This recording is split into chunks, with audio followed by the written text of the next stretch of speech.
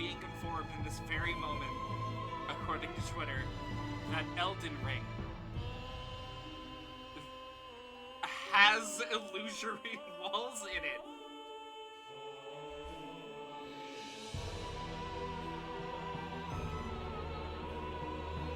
They put them in an open world video game.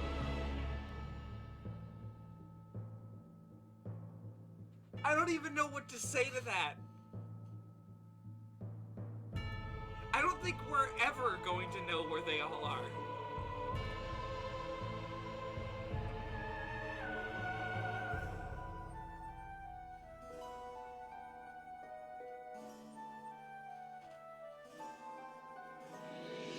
What a fucking nightmare. Also, yes, hello, Jay.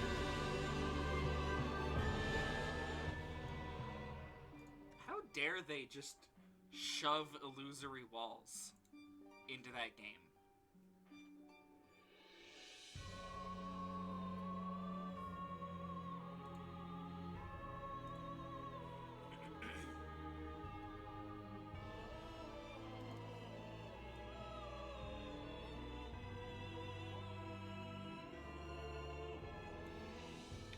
Alright, well, as the stream title says,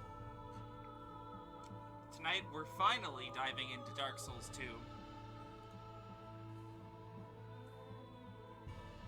Obviously, the Soulsborne titles have been kind of a staple here. Honestly. Like, it started with Bloodborne, which we did for Halloween of 2020, I think.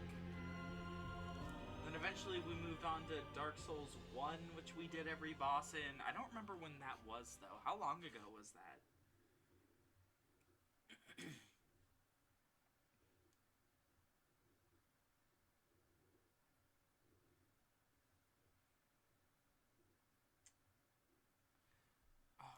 I should check, actually. Because I'm fairly certain. Yeah, there it is. We started Dark Souls in August of last year.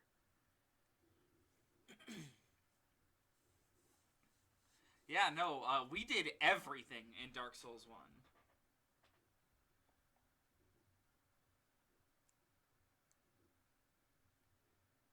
And, you know, I want to keep that going. So, tonight, even though I believe I have said this before, I do not like Dark Souls 2 very much. We're gonna give it a go. Yeah, no, I beat Calamite on my first try on the stream. I distinctly remember that. Which was unbelievable, even still.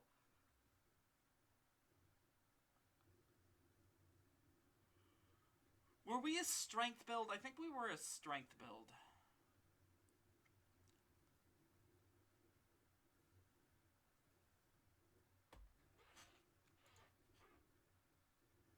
Oh, no, we had, we were the, like, the Life Hunt Scythe build. So we were bleeding ourselves every time we attacked. Yeah, it's coming back to me now. And we had, like, really high bleed defense, due to a shield that we were carrying the whole time. And, this armor that we killed some lady for.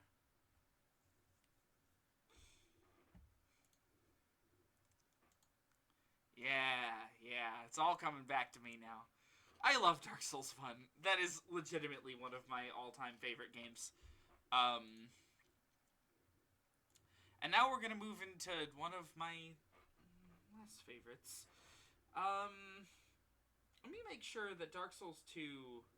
Yeah, it's all one category here on Twitch. Okay. For those who are unaware, Dark Souls 2 has two versions of the game. Dark Souls 2 and then Dark Souls 2 Scholar of the First Sin. The main differences are that Scholar remixed item locations, enemies, it remixed, like, how you access the DLC packs, and just a ton of other stuff. I haven't put much thought into what build we're going for in 2. We'll see, I guess. I wonder...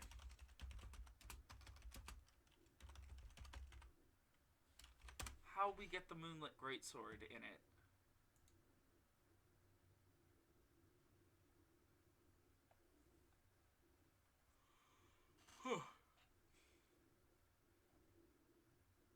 Requires...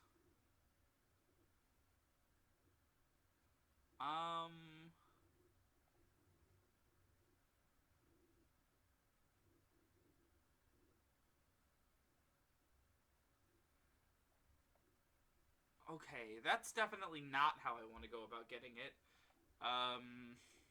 The Moonlit Greatsword is definitely worth considering. Because...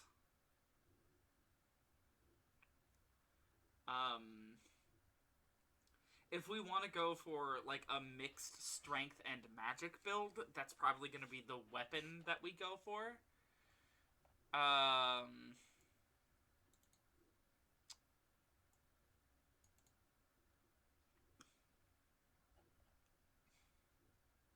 I'm looking for how you actually get it, though. And I'm not seeing anything on here. Oh, is that... Okay, so there's a second one in this game that scales off of nothing. That's horrible. Okay, so if we want the actual Moonlit Greatsword, we will have to beat a stronger variant of one of the later game bosses. Which, who knows, that might become a problem. I don't know if we're going to end up risking it, but I'm going to launch the game real quick. I just installed it fresh. I don't know if its save data lingers. Oh, wait, no, it has cloud saves, I think. So it should.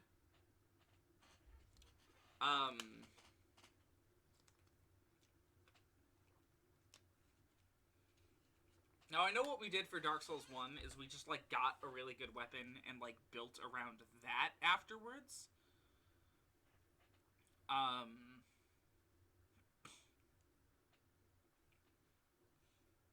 But we do have let me get the game up on screen. Come on.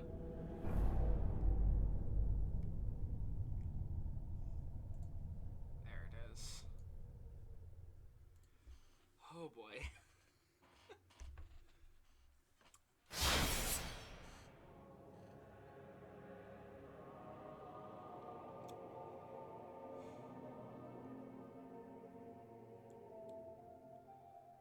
Let me just say, before we start this game, that looking at this game is a great way to understand why the original Dark Souls works as well as it does.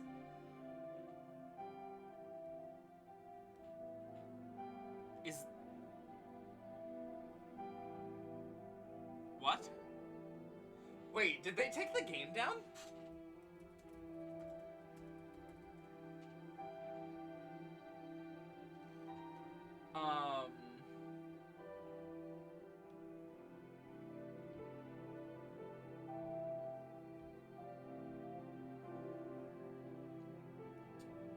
I can't find any articles about them taking the game down.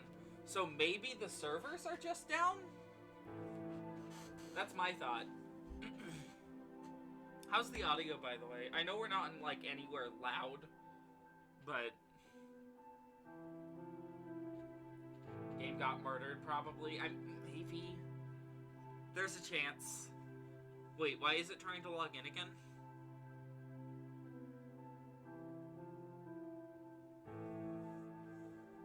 Because I know Elden Ring was doing this. Yeah, start the game in offline mode. There's certain things you can actually only do in offline mode, which is really weird. But no, Elden Ring was doing this the other day, where, like, the first day the game was up, the servers were down. Perhaps you've seen it. Maybe in a dream. A murky, forgotten land.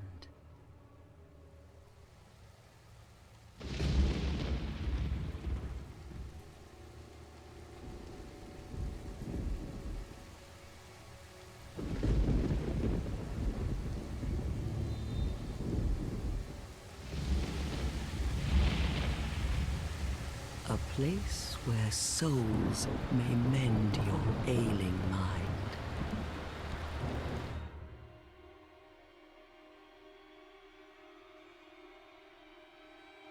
You will lose everything. Once branded. The symbol of the curse. An augur of darkness. Your past, your future, your very light.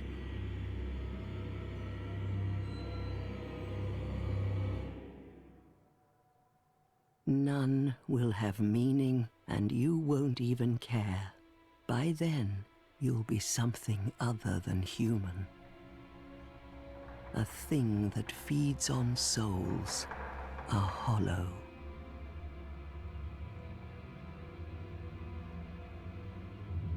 Long ago, in a walled-off land far to the north, a great king built a great kingdom. I believe they called it Drangleic. Perhaps you're familiar. No, how could you be? But one day, you will stand before its decrepit gate without really knowing why.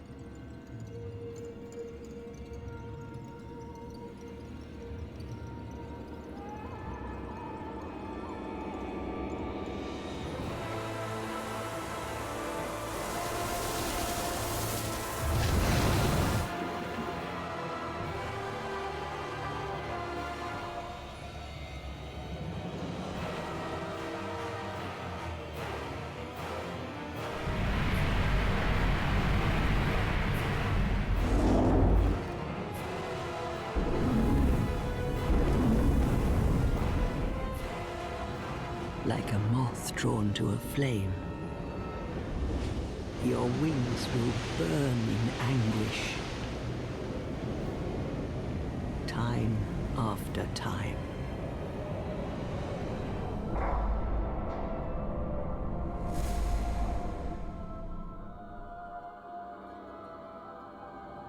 For that is your fate. The fate of the cursed.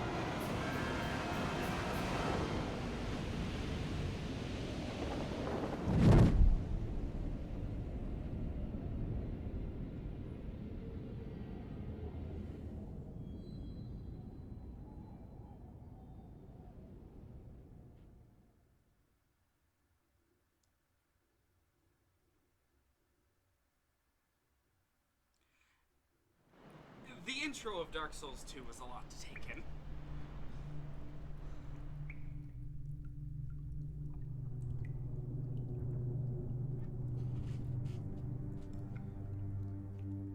Personally, I prefer it just a little bit over,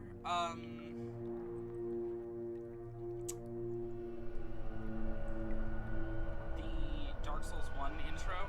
Just a bit, though. a better job of setting up the intrigue and like the curiosities behind the game. So, just to quickly set up the story a little bit. In Bloodborne, we had the Good Hunter. In Dark Souls 1, we had the Chosen Undead. And in this game, we have the Bearer of the Curse, who is essentially just like a generic undead within the Dark Souls universe.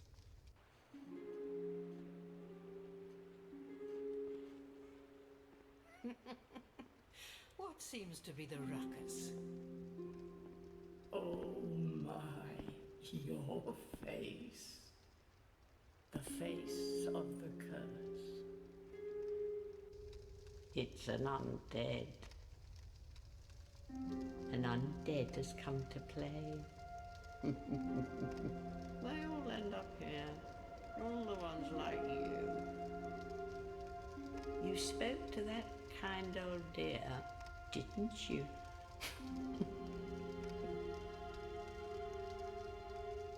You're finished. You'll go hollow. Yes, you'll become one of them. Hollows prey upon men, feast upon their souls. This is the fate of the cursed.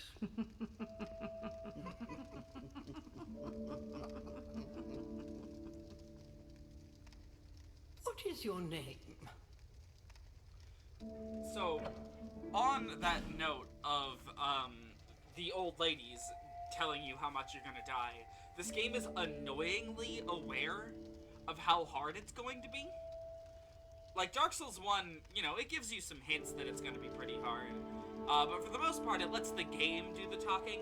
Whereas in this game, it's all, ooh, you're gonna die, haha. Like, with the characters, like, basically laughing at you. No, literally laughing at you, actually. Anyways, damaged 3.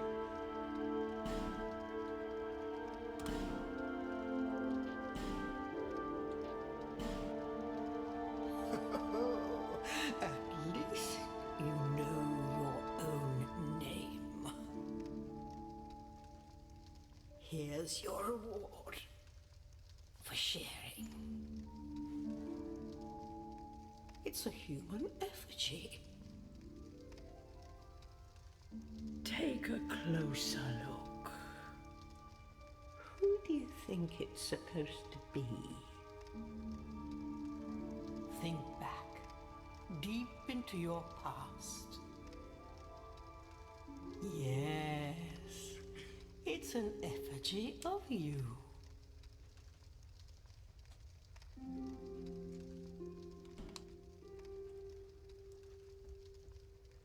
Well, you all know what's about to happen. Okay, for the starting gift in this game, healing wares. Just, in every Souls game, there's typically only one of these that's viable. And in this game, it's healing wares. There's a few others in here that are maybe worth taking a look at. The life ring is decent enough for beginning game. The bonfire aesthetic has some very funny applications, getting it this early. The petrified something as well. Seed of a Tree of Giants is interesting if you're going for multiplayer mainly. But the healing wares is the most generally useful one. Now, what are we doing? We could do a generic strength build, which would be starting as the knight. Starting as the warrior is worthless. That is really as fast as we can rotate him. That's good. This one sucks. Starting as the knight, generic strength build. Swordsman is more of a dex build, and this game has some very interesting applications of dexterity that I don't think actually pan out very well in the long run, but oh well. Bandit is an even stronger strength build, where we have less flexibility here, generally speaking. Cleric lets us focus on miracles. Sorcerer, obviously, sorceries. And if we're going for sorceries,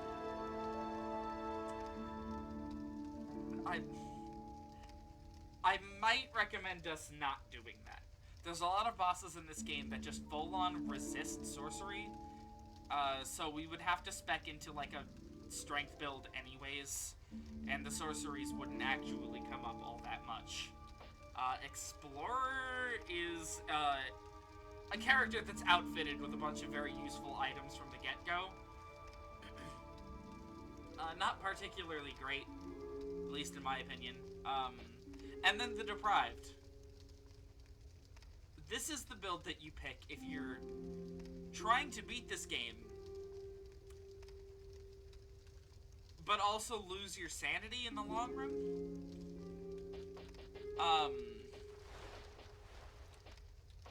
Personally, I'm leaning towards a little bit of the Cleric and the Swordsman, maybe? Deprived actually has 0 benefits. All of their starting stats are 6. They are soul level 1. Everyone else starts at, like, somewhere from 10 to 13 to maybe 14. Deprived has no starting gear and no levels.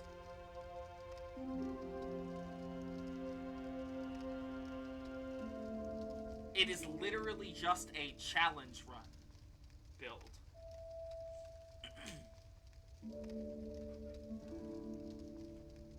Which I am not doing.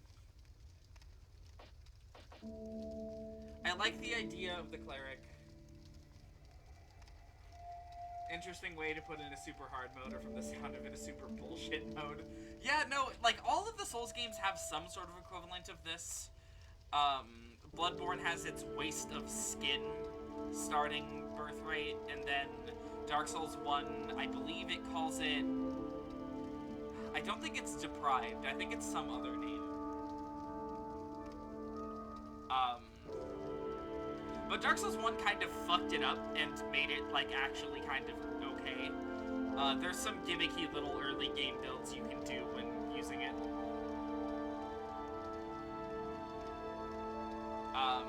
Again, I'm leaning between these two, Cleric and Swordsman.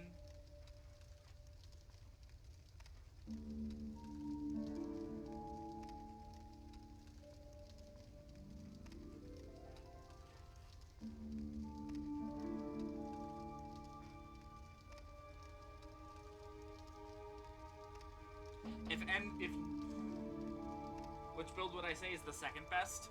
So that's the interesting question about Dark Souls 2. Saying which build is the best is kind of hard in this one. All of them kind of have their ups and downs. Like, Knight here, or strength builds in general. Very, very high power, obviously. They're just going to be, in general. But they kind of suffer on some of their other stats at times. And not all bosses in this game are best dealt with by just smashing their face in, like in Dark Souls 1. They sort of reworked how poise works, and they've reworked some other major aspects of the game, and in this one you really do need to be able to roll. The best one is probably Dex, because it has some really janky, broken attacks on Dex that even speedrunners use to break this game. As far as what's second best, it's kind of hard to say. Miracles used to be absolutely the best build in this game, and now they're just pretty good. They just, like, nerfed them in a patch.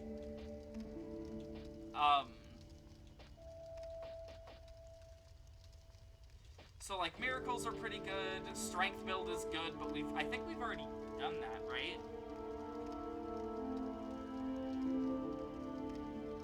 And, like, a miracle build would also be going along with strength for one of its major stats.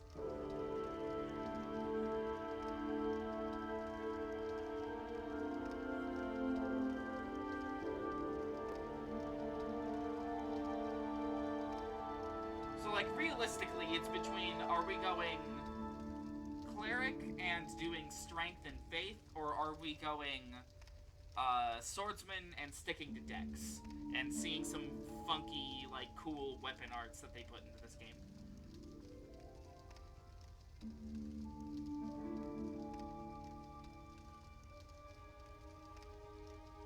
My concern is that I would never get a chance to show off a spellcasting build otherwise, because I don't like them in Dark Souls 3, which is, of course, the only one we've got left, really. Unless I somehow rig up a way to stream Demon Souls. Probably not gonna happen. Go Cleric? Alright. So, Cleric here,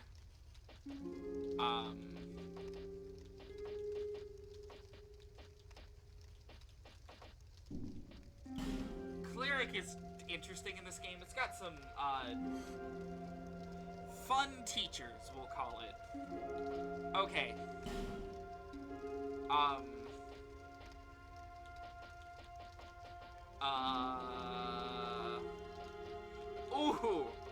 Ooh, I like that. Oh, that's good. We're gonna make him wide. And muscly, sure. Here we go. Whose face am I destroying as a base? You. We're gonna make him bald for now.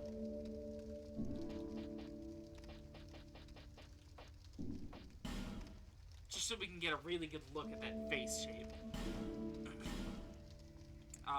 Old.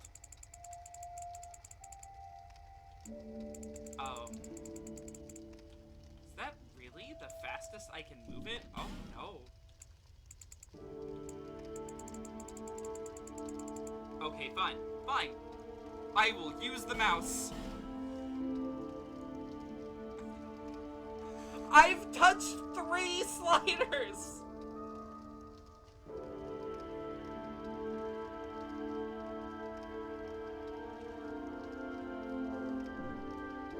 Hold on. What?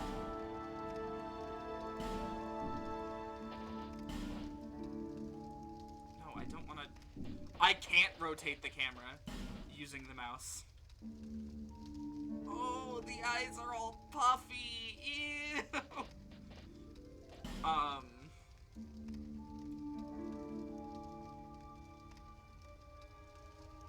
Oh, God. It gets, like, worse. Oh, red. I don't know. Do we want to be green? We could be green. We could make Shrek. He looks like he ate a pea.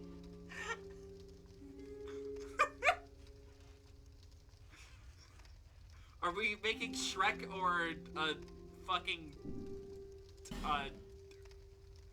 Oompa Loompa?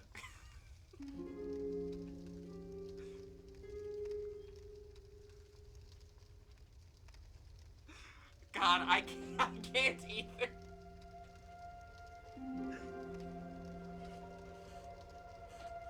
I kind of want to go Shrek. Huh? What did I do? Why is he blue now? Are we going blue? I didn't mean to make him blue.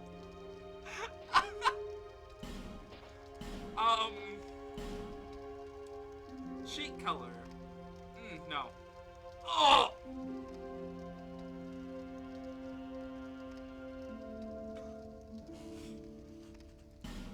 He looks like a bruised fruit.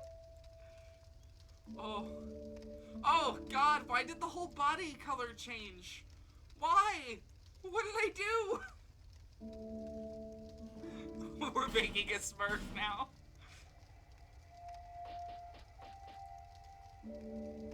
Oh. Oh my.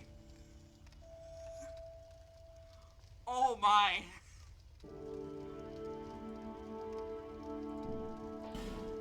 Well, obviously. Hot pink hair.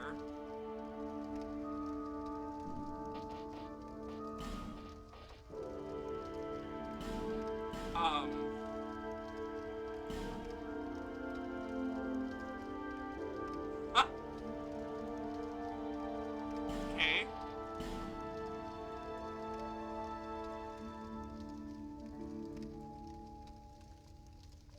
I'm gonna go with this one. Oh! Oh no.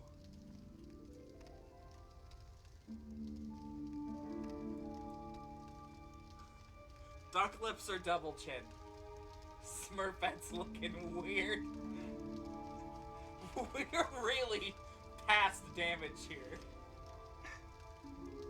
Are we going double chin or duck face? You like the chin? Okay.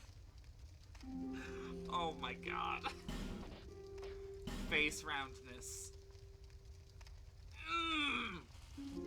Oh, that's really good.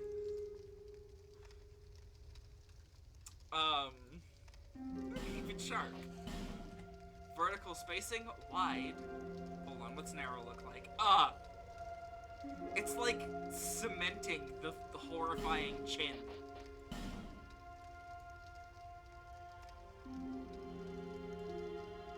That one doesn't really make that much of a difference in my eyes. Let's go with that one.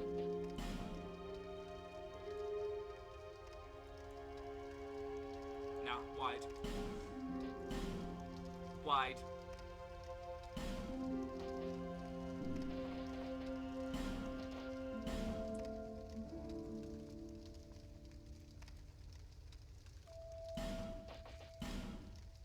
Deep. Oh, no, shallow? Yeah, that makes it look more fucked up.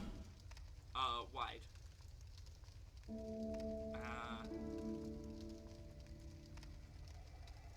Yeah, let's go with that one. Yeah, that one. Thick.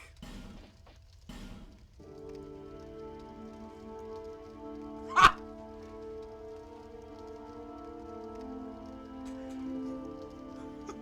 A DreamWorks fever dream. What?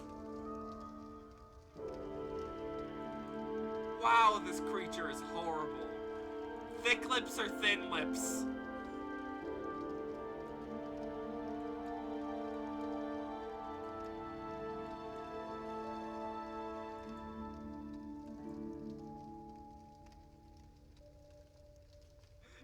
Looks like Thomas the Train.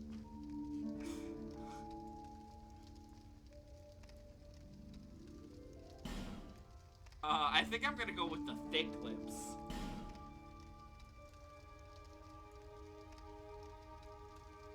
Ooh, I like how this one, it makes like the back part of the chin jut out from the skull. Oh my. Yeah, that. Eyebrows, don't mind if I do. None. Eyes. Right in the middle.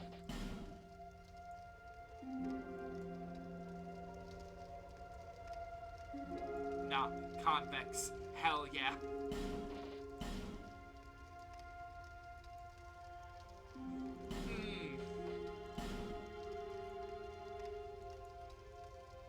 Oh! Oh my god!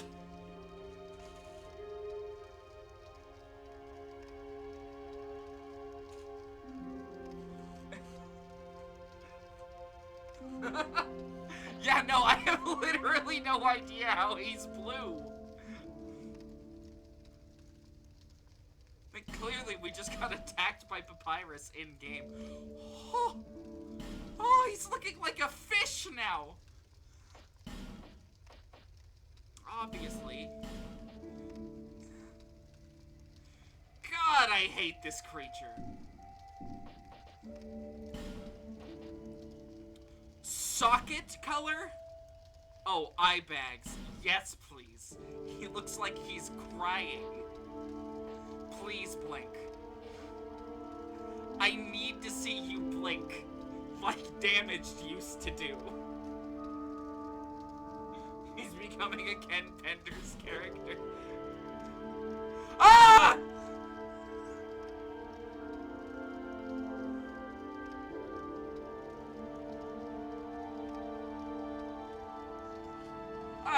Oh, God. Jesus fuck. Oh, God. Shrek prevails.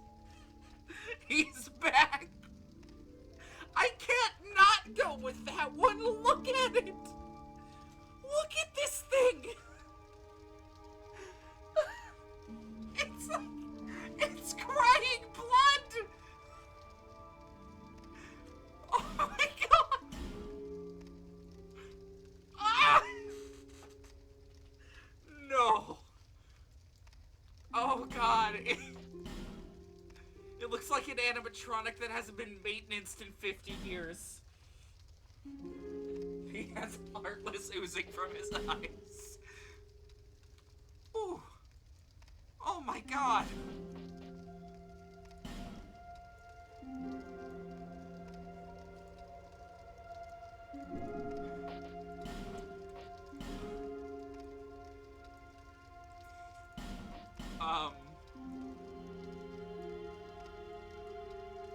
Nothing that makes the eyes protrude less is getting through me.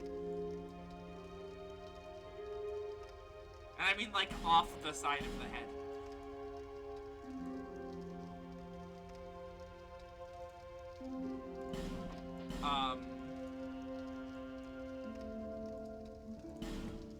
Holy fuck.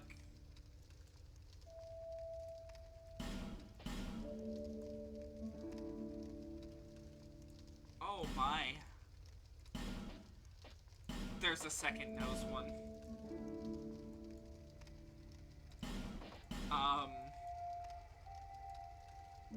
Sure. Hold on, is this worse? Yeah, very much so. Oh yeah. Absolutely. Yes, give it to me. Slowly morphing into a nice puke color.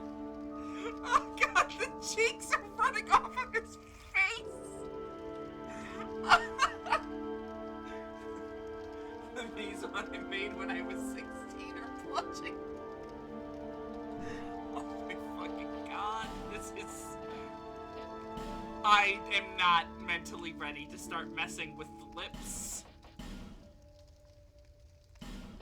Oh yeah, just make him huge. Make him absolutely gigantic.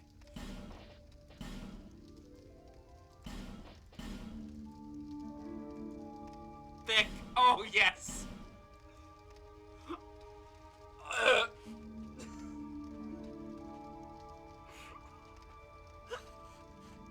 It's melting.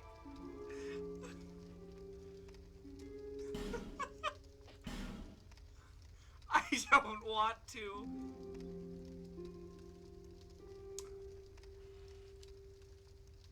I want to drag this back so that it's ever so slightly like black and red.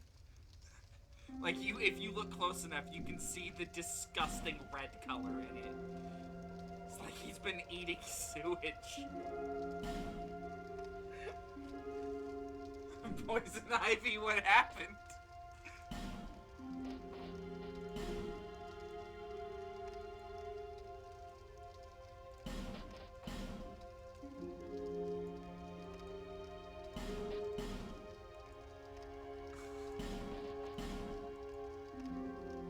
That one made the eyes smaller. Oh!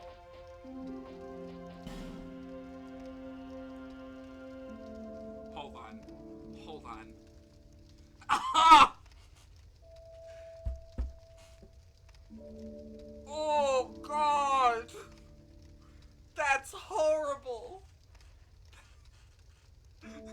Dark Souls 2 is the best Souls game. What the fuck?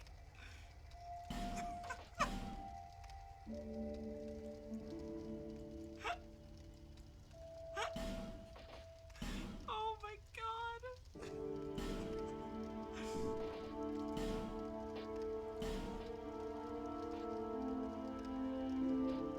I don't want to take away from the I've been eating sewage mouth, so we will not put a beard on. You're telling me I can add another color to this horrifying monstrosity? Where did it even put the tattoo?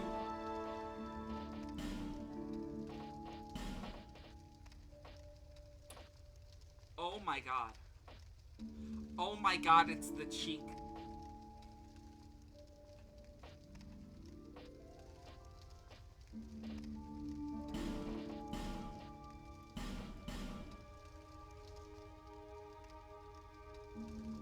I feel like we're getting too close to having complementary colors there. Yeah. Orange. That works. Every time we think we're done, there's gonna be more. Huh! Huh! Why can I do this? Hold on, I have an idea with that, actually.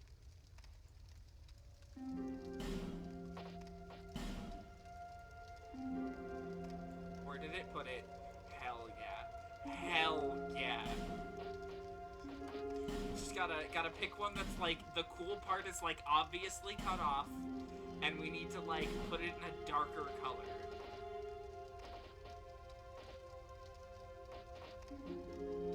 Yeah, black works.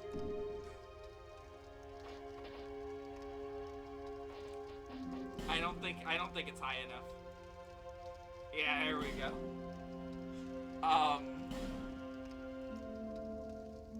Oh, I can just have it be like a fucking stupid position too. Oh, this is perfect. Yeah. Yeah, that works.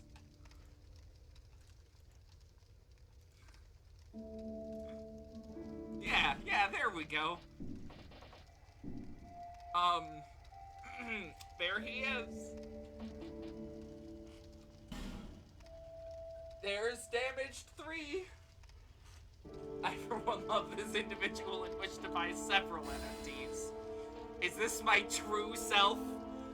Hell yeah it is. All people come here for the same reason. To break the curse. You're no different, I should think. Doesn't stand a chance. Well, you never know.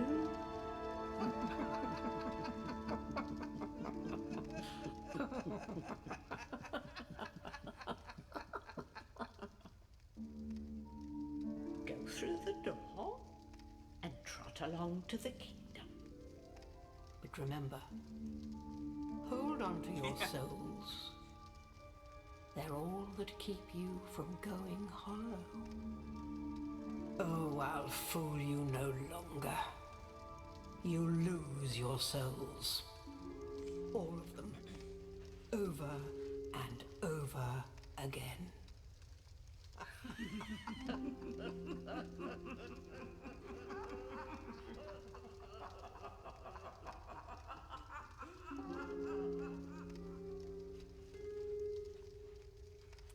Okay, so moving on from this game's fucking... Ha! I was not expecting that. I was looking at chat for a second, and it just spawned me looking at it. Moving on from this game's absolutely beautiful character creator, Dark Souls 2 is the worst game in the series. I'm just gonna say that full stop right now. There's a lot of things they changed that are not good at all. I can't even fucking wield this thing one-handed. What? Oh, right. Scholar has a weird glitch where you have to hit M to get yourself to stop guarding constantly with your weapon two-handed. Soul of a Lost Undead and a torch. I'll get into what a lot of these items are in a little bit, especially when I talk about how multiplayer works in this game. This is a perfect video game. You're right. My bad.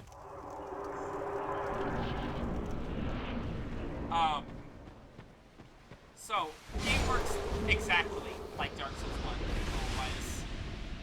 Targeting's the same, attacking's the same. Jumping is no longer tied to running and then hitting B. You now just click the stick while running and you can jump. Which is very neat. Considering running, dodging, and jumping were all the same button in Dark Souls 1. How's the audio now that I'm hitting things, by the way? I'll lower it if need be.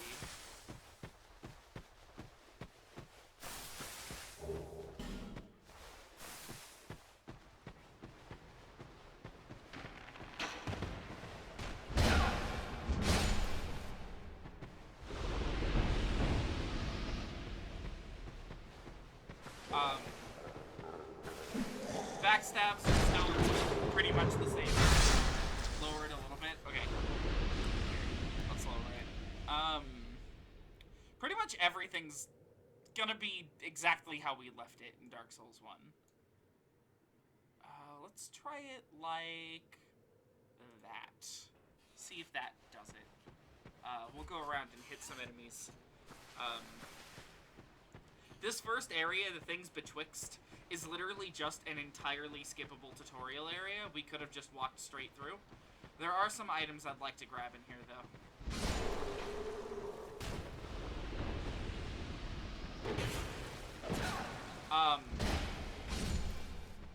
God, where do I even begin with the changes, though? Like, the little things. The hair flashes with every other thing on the screen. I know, isn't it wonderful? Oh, no, speak again. No, well, we'll be back to talk to them. That is the, like, crow duo in this game. They want smooth and silky items. Oh, and there's another item up there. We can now sprint up ladders. It does consume stamina. But hopefully that won't be that big of a problem. Go through here.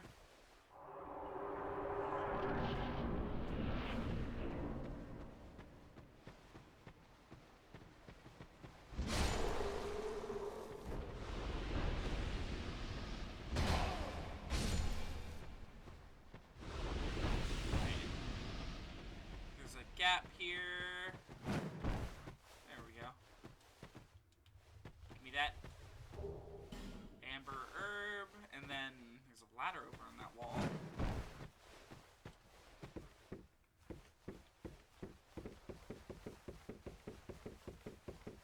After playing Elden Ring, this game is so fucking janky.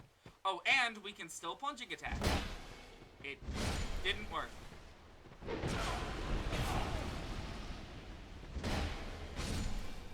Healing in this game is a little bit different. We have not received the Estus Flask yet. There is one in this game, but for reasons we'll get into in a little bit, it's horrible.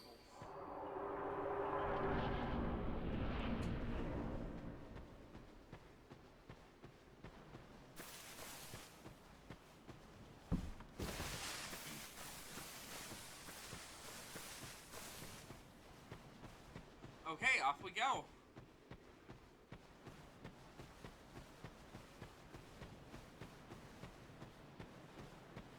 Now, I'm gonna talk a lot of shit about this game.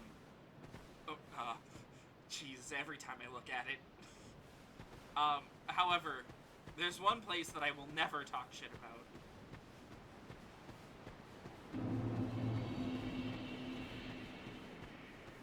Meet the best hub in any video game? I really mean this. The Firelink Shrine in Dark Souls 1, the Firelink Shrine in Dark Souls 2, the Hunter's Dream, the Round Table from Elden Ring, they're all great. But I don't think there's a single one of these that even comes close to Majula.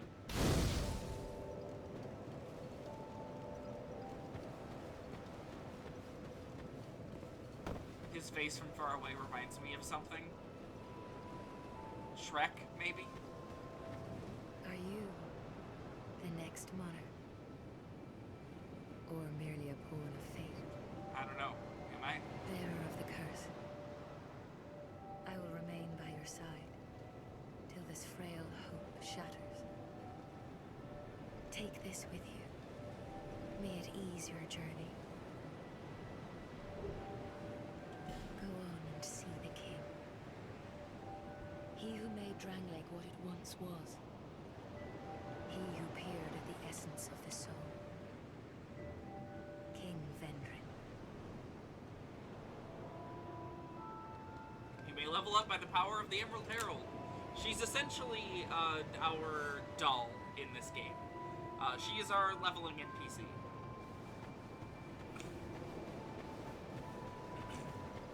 Going on a quick tour of Majula, we have the blacksmith's hut, currently locked. No, don't. I wanted to talk to him. Who are you? Oh, it doesn't matter. Just help me open this door. I packed our tools in here, seeing it was vacant. What is that? But now somebody's gone and locked the door.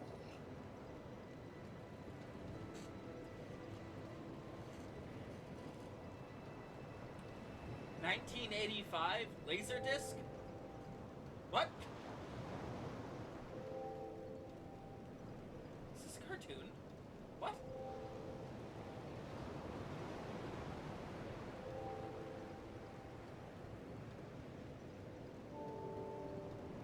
Oh, it is anime. Okay. I have probably never seen this. Like, never heard of it, I mean. Anyways, so that's Leningrast. He's gonna be our main blacksmith of the game. In here... Hello there. Welcome to my shop. I'm Morlin, and I sell armor. Oh, sorry, Please do have a look at my wares. I could really use the business. If you'd be so kind. Moglin! We can't really afford any of his stuff, but we will be shopping from him a little bit later. I do hope I see you again. The anime is infamous for its non-animation. I think Kenny Lauderdale might have done a video on it at some point. In here we have a very important character. Oh, undead are we? Yeah, she talks. And one without much time remaining. What makes you say Just that? about ready to fall apart, I'd say. Not exactly the time to be chatting with a cat. Well, suit yourself. Oh yes, you may call me Shalqua. Enchanté. So, what did you want anyway? Ooh, you smell wonderful. Do I? I think it's well established that this character has been eating sewage. So, she sells some very important rings for later on. Nothing suited you, I presume? Well, that's dismaying.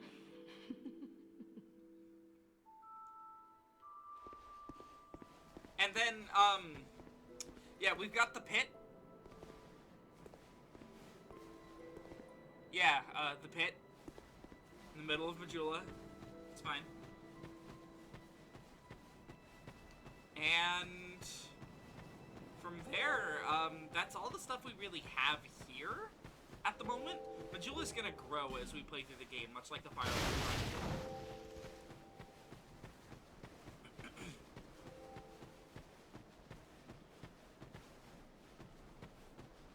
Yeah, only the highest quality sewage, obviously. Homeward Bones, those work the same as they did in Dark Souls 1. Pop 1, it returns you to the last bonfire you rested at. Now, little fun thing about the Estus flask here. We only have one charge of it. And, this animation isn't exactly fast. We're gonna need to do a couple things to improve that. First, right here, an Estus Flask Shard. In this game, these increase the number of uses you have for your Estus Flask.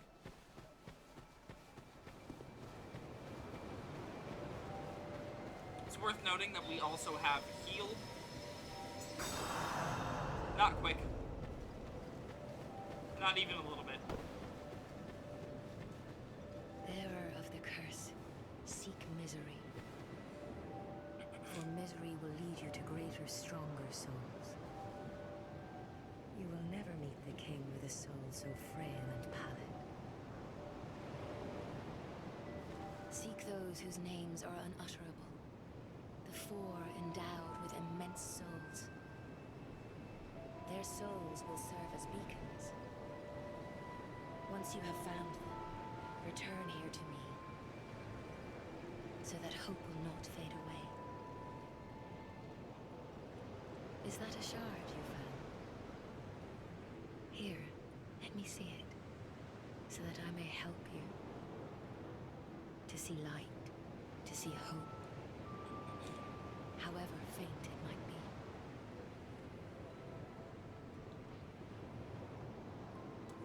Okay, so the Emerald Herald in this game will upgrade our flask, which is nice. And if we go into this menu, these are the stats we have. Vigor increases, I believe, HP. Oh yeah, it'll show you, it's highlighted. So Vigor is HP, Endurance is Stamina and HP, Vitality is HP and Equip Load. Wait, is that really all Vigor does? Just HP? Huh, it's a little sad. Attunement is the number of slots you have for your spells and the speed at which you cast them. Strength is attack strength. Dex is another form of strength, this time focusing on movesets of weapons. Adaptability is the newest stat in the game. It ups your resistances to things, but it also ups your agility. Agility controls how many invincibility frames you have when dodging and how quickly you use items. This stat sucks. It's like a mandatory level sync for every single build in the entire game, and it adds nothing. These are problems that they manufactured for Dark Souls 2. Intelligence affects cast speed and then magic strength, and also I believe it affects your pyromancy as well. And then your faith obviously is going to be your miracles and such. There is a dark damage in this game that is for hexes, a kind of thing that we're probably not going to see very much of. They are only in Dark Souls 2, and they are effectively dark sorceries. They draw off of both intelligence and faith, and I've heard they're, like, fine. I've never really done a build with them, though, because, like, every boss in the game resists them, and I don't do PvP, so I don't really have use for them. Anyways, that's Majula for the most part. Now, just gonna go ahead and rest here. And head to the first area.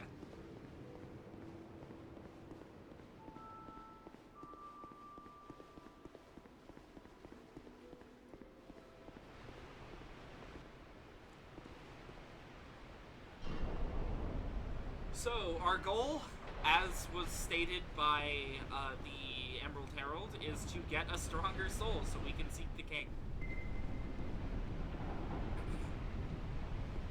The actual, like, goal of the game, for the most part, is to simply... There's this stat in the game. It is that one off to the right. All the way to the right, top right of this menu. That is your soul memory. That is the total number of souls your player has had in the entire game. It can... Controversially, it controls, multiplayer to some degree. Hold on. I just realized I missed an item that I absolutely should have gotten. So we go down here.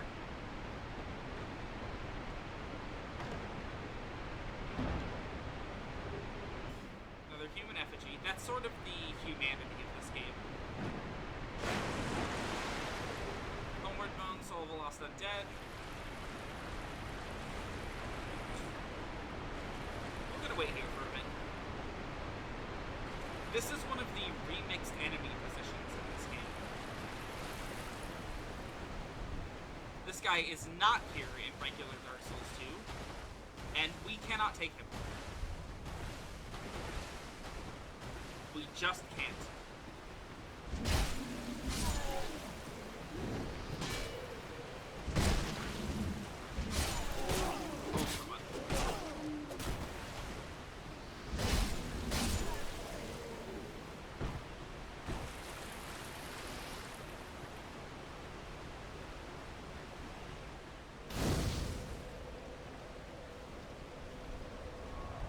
God, he looks like a juggalo.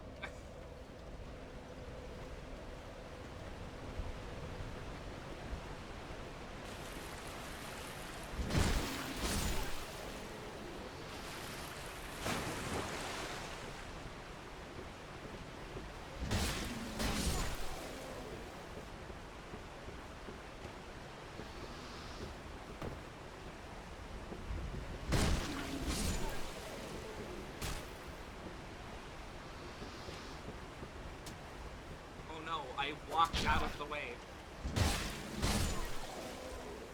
Oh.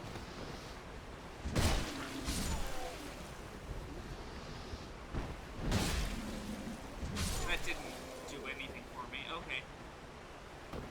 Now, this version of the game has a very notable glitch in it.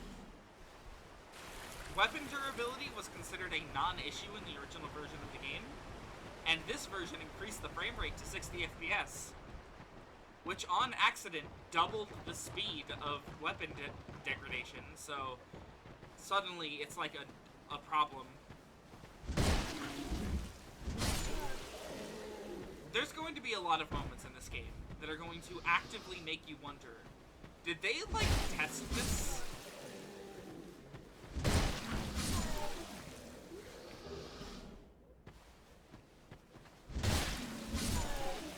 Did someone play this game before release? And you know, they probably didn't.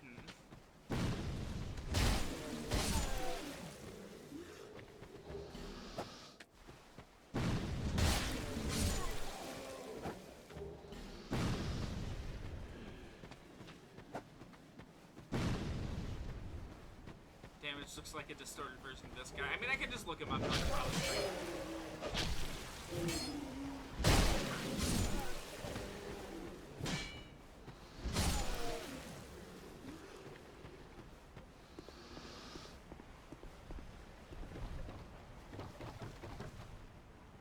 Ah.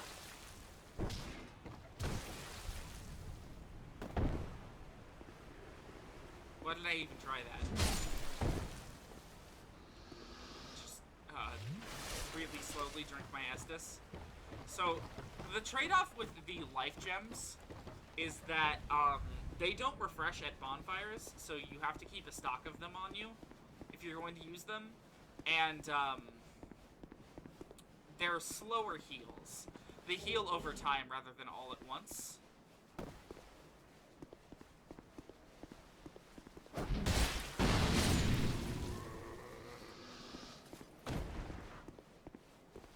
So, I can get into the lore a little bit, at least of this area. So, Drangleic is ruled by a man named, King Vendrick. Vendrick, at some point in time, traveled across the ocean and stole a very precious item. We are not sure what exactly, but stole something from a race of giants. Most likely motivated by the idea that the giants are lesser beings than him.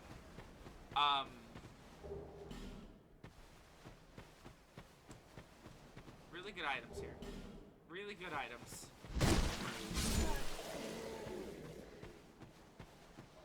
So, he stole an item from them, and they retaliated, and he obviously went to war with them. The Forest of Fallen Giants is where that war essentially took place and ended. So the Hollows that we're fighting here are men who were here during the war, essentially. This is the experts, Dark Souls 2.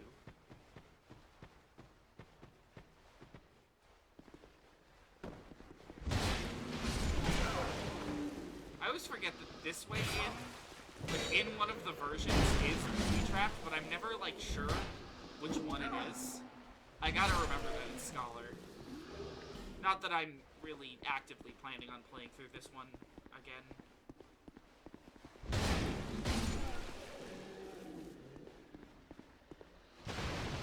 Huh!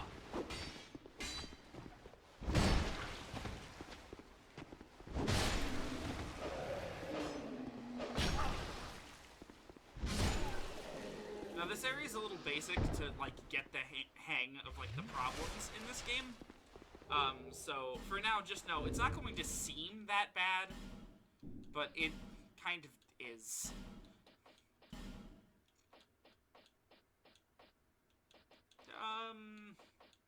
Yeah, that one.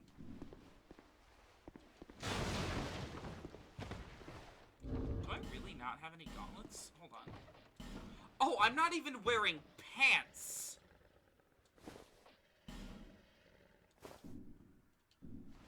Okay.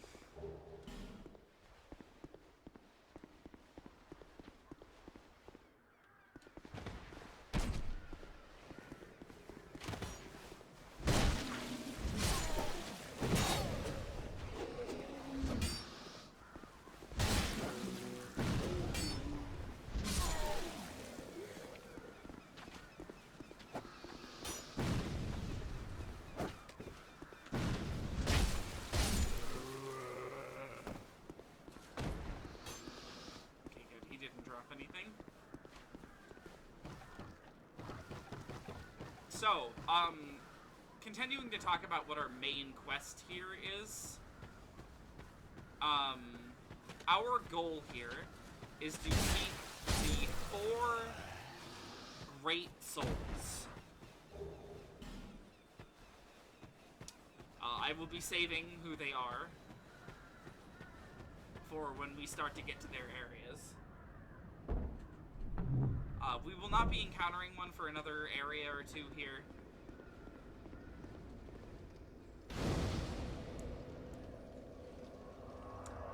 But the way this game kind of pans out is a little bit opposite of how Dark Souls 1 does it, where in Dark Souls 1, you sort of play through like a very linear layout of areas until you get to Ornstein and Smough. After beating them, the game sort of opens up and branches out for a ton of like extra stuff you can do.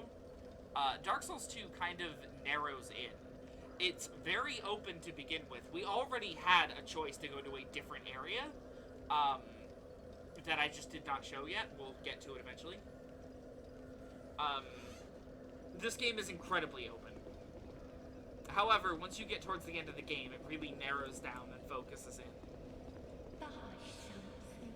Anything. Oh, come now, help an old woman and buy something. This is Melentia. One of the best merchants in the entire game. She sells life gems.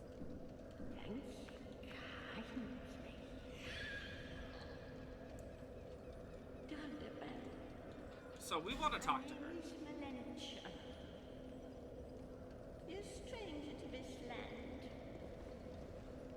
But we get as strangers these days. Everybody's gonna run off. Dranglake's been up a pile of rubble since the war fought long, long ago. And the giants crossed the sea. Seemed like the battles would never end. Poor folk like myself had nary a place to sleep. That's why I keep all me things right with me. You may travel light, but methinks you bear a burden of your own.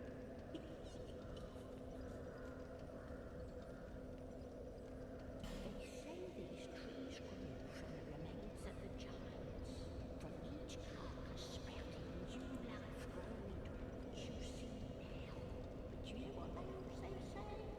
Don't believe what an old hag says. It's high time that I pick up a move. I've a bargain for you next time we meet up. Melentia here. I want to see if she has... She does. We will need one of these. Melentia here gives us our first insight into a very fun little lore tidbit about Dark Souls 2. And that's what happens to the giants when they die. It's locked, huh? I'm coming in anyways. Crystal lizards, these guys have the same functionality that they do in Dark Souls 1. Kill them to get really good upgrade materials. Hand axe, radiant life gem. Okay. Pretty good. It's millennial.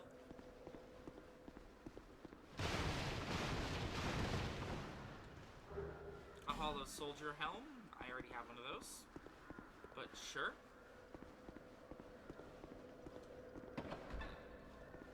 And then over here.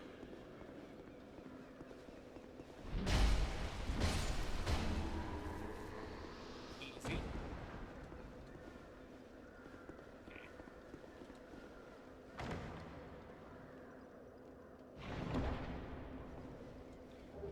As I was saying, the giants turn into trees when they die, which is where the whole forest here came from.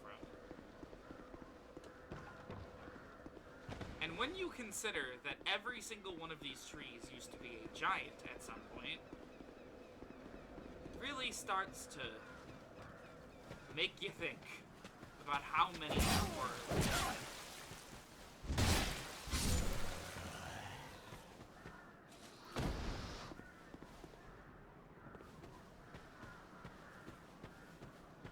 We can actually see one of these specific giant trees down there. We can't access that area yet. It'll be a little bit before we can. But I do want to explore down here for just a moment.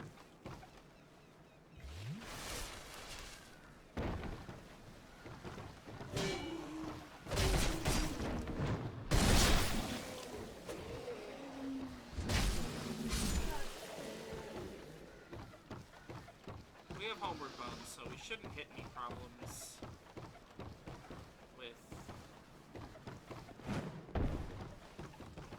getting stuck down here. Human effigy, pretty good. Huh! Huh! Huh! Okay. Now I can talk about what happens when you die and this game's multiplayer mechanics. When you die, you hollow. Just like in Dark Souls 1. But not all the way. You hollow little by little. Little bits of your HP come off. And, oh, I'm gonna have to brace myself for this. Your face starts turning, too. Oh. Oh. Oh, that's horrible.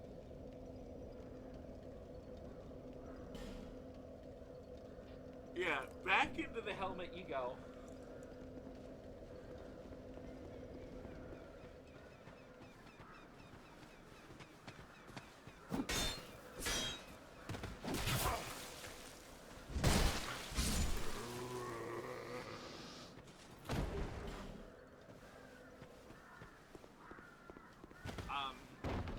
As always with Souls games, your souls are dropped on the ground and you have to make it back to where you were without dying to get them back. Fairly standard affair.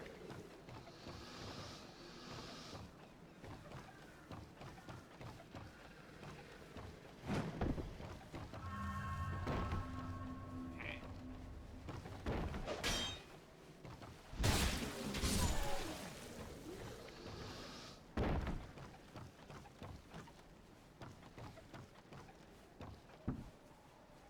Fuck.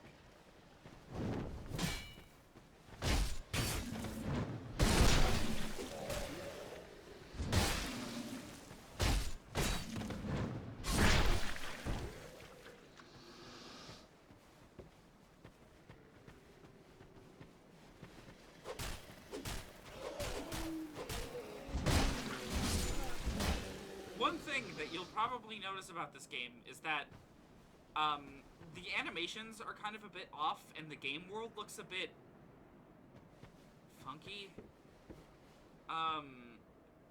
Especially when looking at the floor in any given scenario. That is because, first off, all of the flooring in this game is pure texture work. And the game doesn't really have many shaders to speak of. So it is literally just like straight texture work for the most part. Okay. These guys, you cannot backstab them.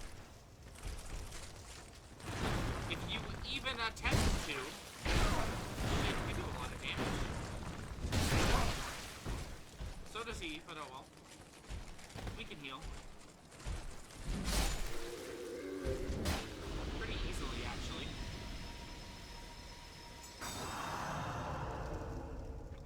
Anyways, the game has a lot of very flat, weird-looking textures. They don't put a lot of detail onto the floor, ever.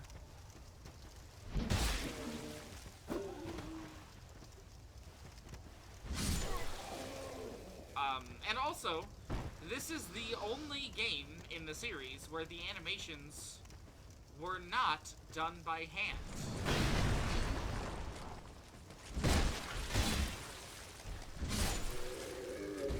The animations in this game were mocapped. And they realized really quickly why that's a bad idea. Mocapping the animations makes them very rigid.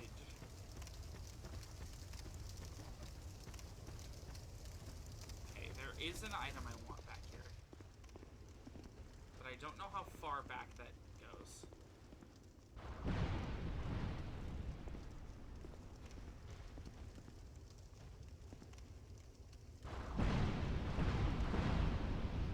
Okay.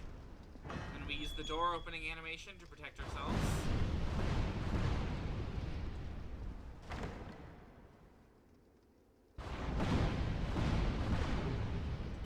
Mocapping the animation makes the game so fucking sluggish at times.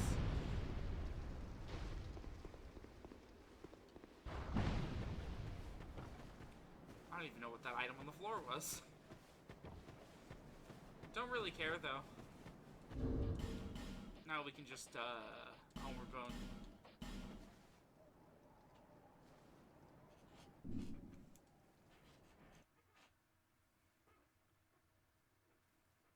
Wark Hook. I wonder where you get that.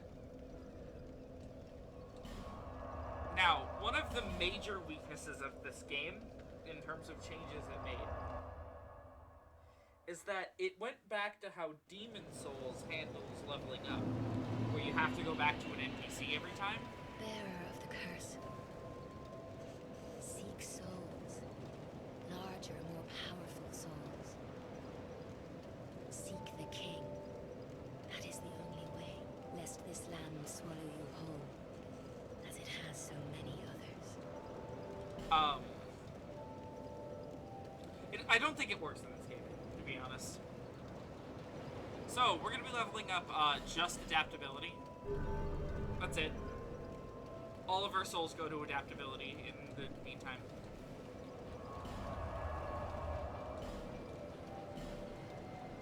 Like, we need a solid number in that stat to really focus on anything else.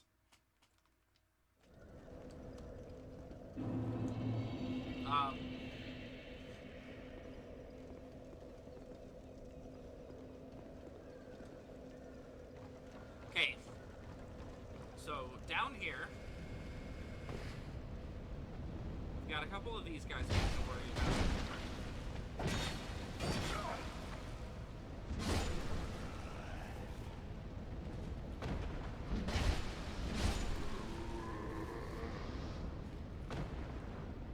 There's one over there that we're not going to worry about. Oh wait, there's an item.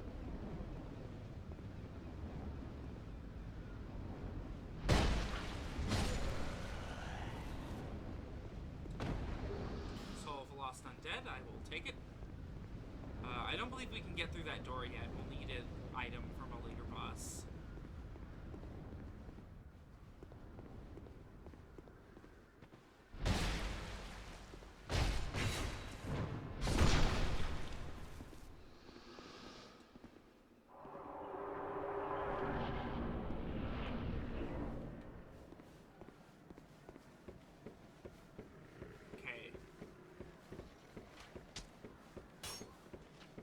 Back here.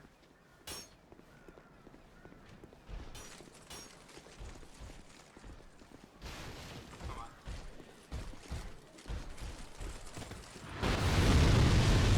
The black barrels are filled with gunpowder. Oh.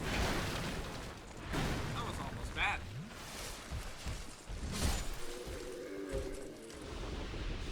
Okay. You guys ready for something really funny? If we climb up here, this guy goes flying by.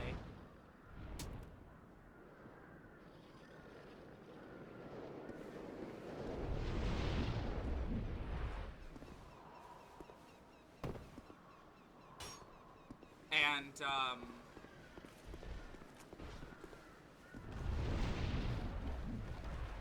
he's gone. He will not come back.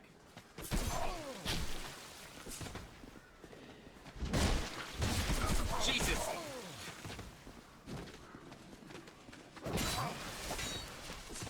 Okay. Little did I know these guys are ready to fuck my day up. First step that wasn't from falling.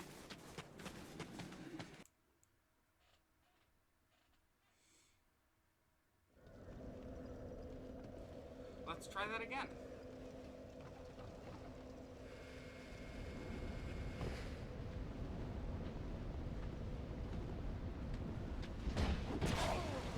Oh my god. Okay.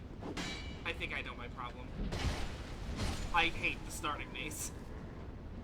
This thing's range is dog shit for some reason.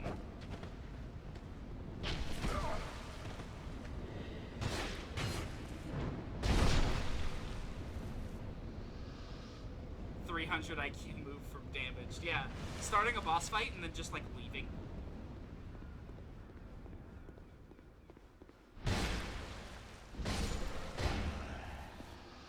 Okay, let's try that again.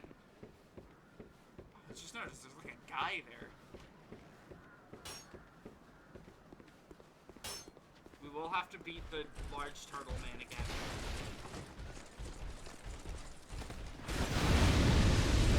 Good job.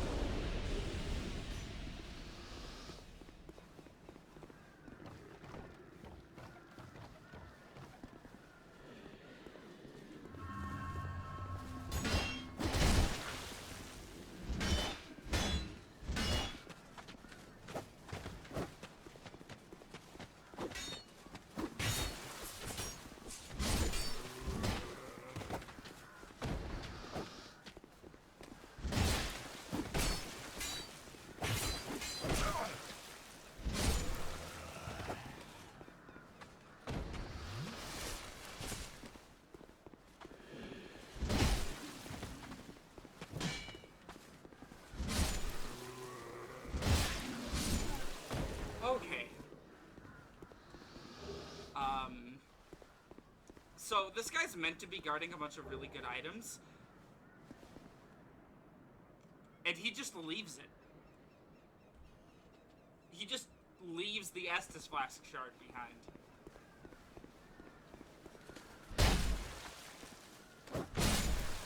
Obviously, any sane player is going to see this giant boss spawn up here and then, like, leave.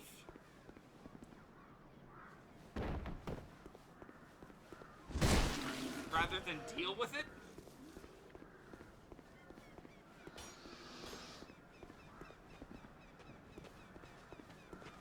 Okay, I don't want to get interrupted while I do this. Especially, okay. There's the problem with adaptability. I was dodging and took damage. I was mid-animation. Adaptability does not speed up or change the animation in any way.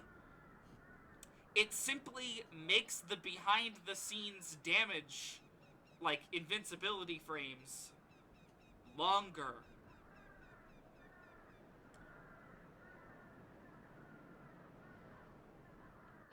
Actual brain rot game design. Like, I don't understand how this made it out of testing.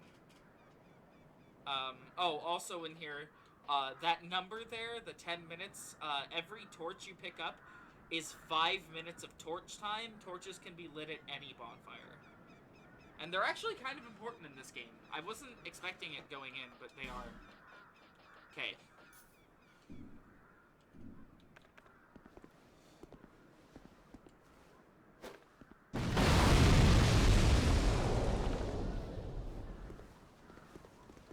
And we're back!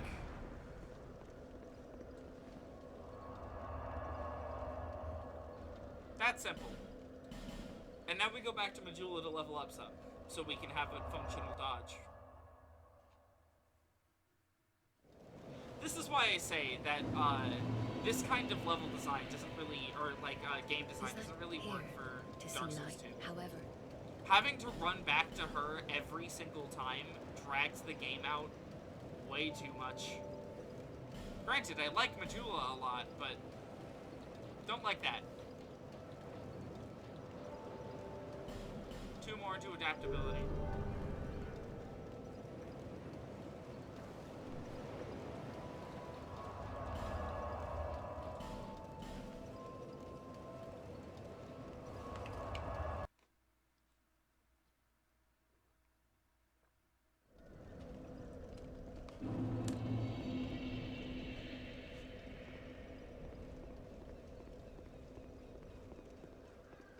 That's like legitimately such a cool shortcut though, in my opinion. See, the reason why I'd say that the leveling up thing doesn't work in specifically Dark Souls 2, and to some extent I don't like it in Dark Souls 2, is because in Demon Souls, where that idea came from, the idea of the Emerald Herald, or the Maiden in Black, or the Firekeeper in Dark Souls 3, is in Demon Souls, every area was a level. There was only a beginning and an ending of a level. You just went until you found the boss, and then you killed the boss. You could go back to the Nexus from the Archstone like at the beginning of the level if you say open a shortcut and need to go back and heal and spend some of your souls and stuff. But that feels a little bit secondary to the design of the game, where you just sort of progress outwards from the starting point of the level until you find the boss. It's a much more rigid design. I wanted to grab a few more of these.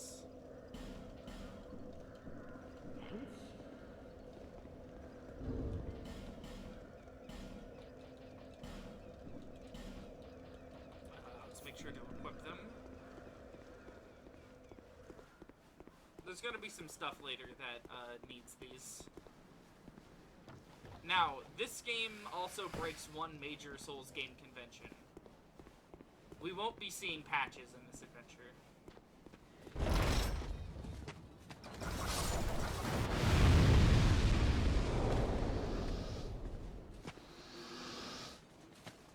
We're gonna have our work cut out for us here, by the way.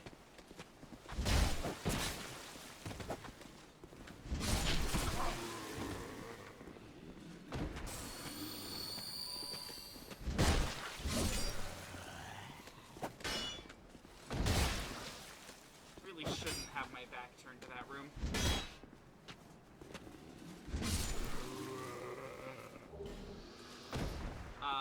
This place is definitely worth coming into. Great soul arrows in here. Not something we can use on this character, but for spellcasters it's amazing. Blue wooden shield, large soul of lost undead, currency, and then an item I'll never use. However, back here... Oh yeah, we can operate those. Forgot about that. If we go down here and open this chest...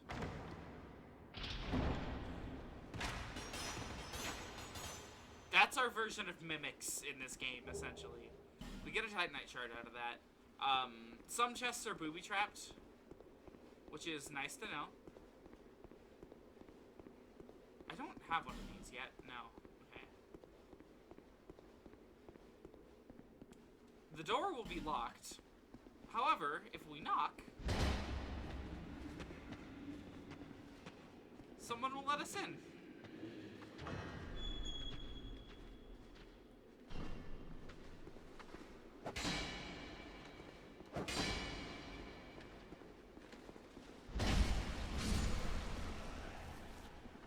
Come on. Come over here.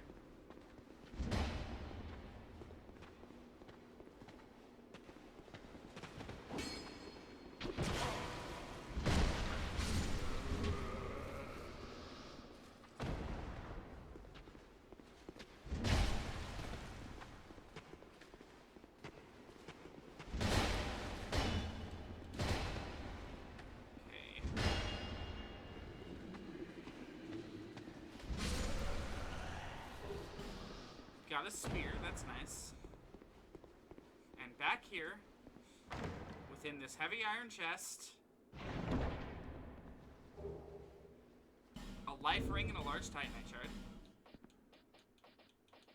Life ring is one of the starting gifts.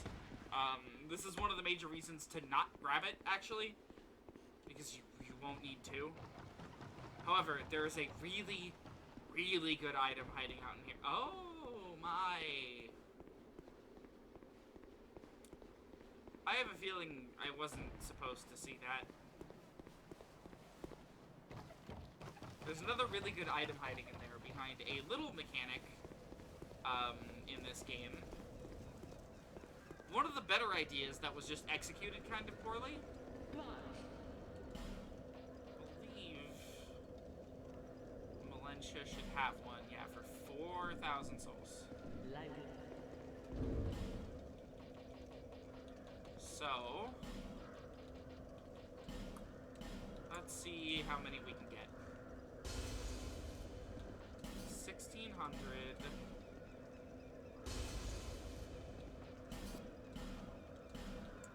I would prefer to not have to reset the area for this. Yeah, we got it. Okay. Barely, but we got it. A Pharos Lockstone. These are essentially keys that can be inserted into pieces of the environment to trigger certain effects. I don't really know what all of them do, but I do know that this one down here is one of the most worthwhile pieces of equipment in the entire game.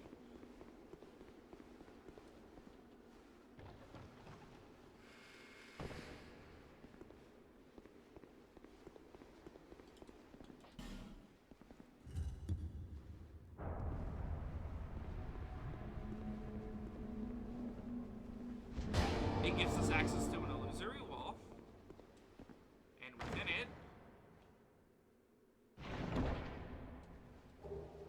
a Titanite slab, which is an upgrade from the Titanite shard for upgrading things, and the Cloanthy ring. Increases our stamina regeneration. This is going to be really important on a character like ours that has barely any stamina.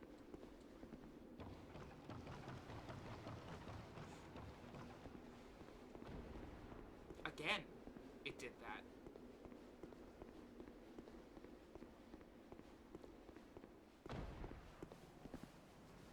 Alright, now let's talk to this guy over here. Hello there. Traveling all alone in these treacherous times.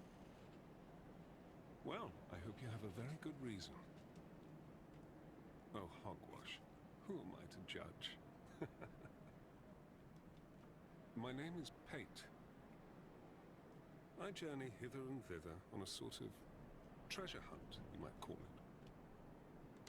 Be careful out there. There's talk of unsavory bandits who prey upon travelers like yourself. Oh yes, you be cautious if you go any farther. There's treasure in there for certain, but the entrance locks from behind. I saw the same design earlier, and it's the same contraption, I'm sure. I was with this warrior, you see, and he insisted that he go inside first. The rather brusque fellow tried to swipe the loot for himself, but it trapped him inside. I still have the gent's ring. I do hope he wasn't harmed. I'll leave this one to you. I'm worried about what might be inside. So that's Pate. Pate's the center of a very fun little chest point. I'm gonna try that sentence again. He's the center of a very fun little quest chain in this game.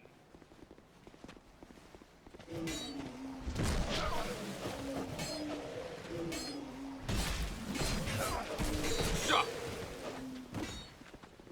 That's gonna need a full Estus Flask.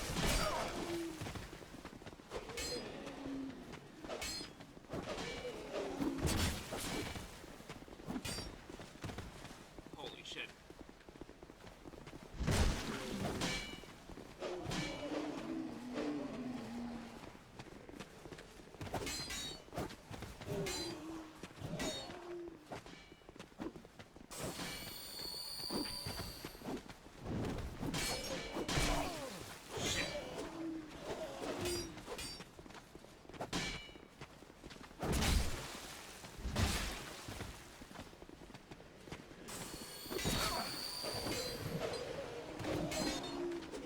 Now here's an interesting spot where the life gems become... Oh god. They're gonna corner me. Is I can preemptively pop life gems if I know I'm going to be taking a ton of damage.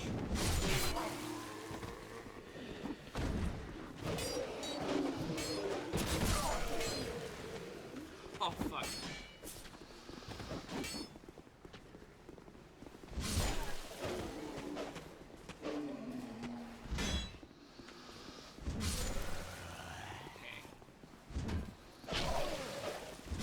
Cannot believe I survived that.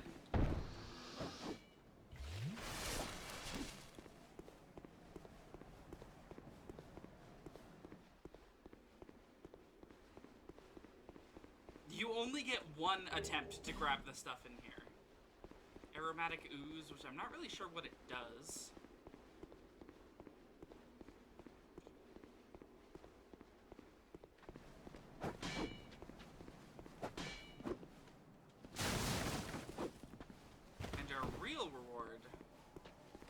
comes in here. Well, I see you managed to escape. I hope that brave warrior didn't come a cropper either. Be careful out there. There's talk of unsavory bandits who prey upon travelers like yourself. Oh, but you should take this. He gives you It the white allows sign undead to soapstone, call out or for soapstone. help to one another across the fissures between worlds. With luck, somebody will lend you a hand. So the way Pate words that, it sounds like he's giving you an item that summons people, when actually it's the item that gets you summoned. Ooh, green blossom that increases our stamina restoration rate. What? Hold on, there's supposed to be an enemy over here.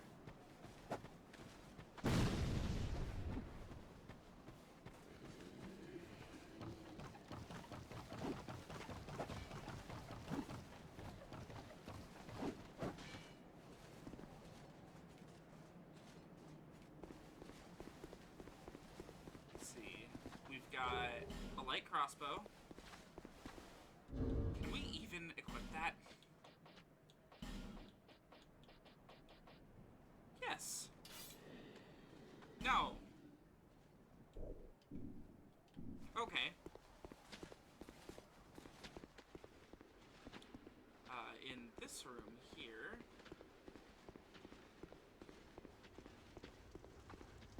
So, here's a fun little thing. There's a shadow on the wall where there normally isn't. Like anything. There's a dude there. He'll drop a nice item.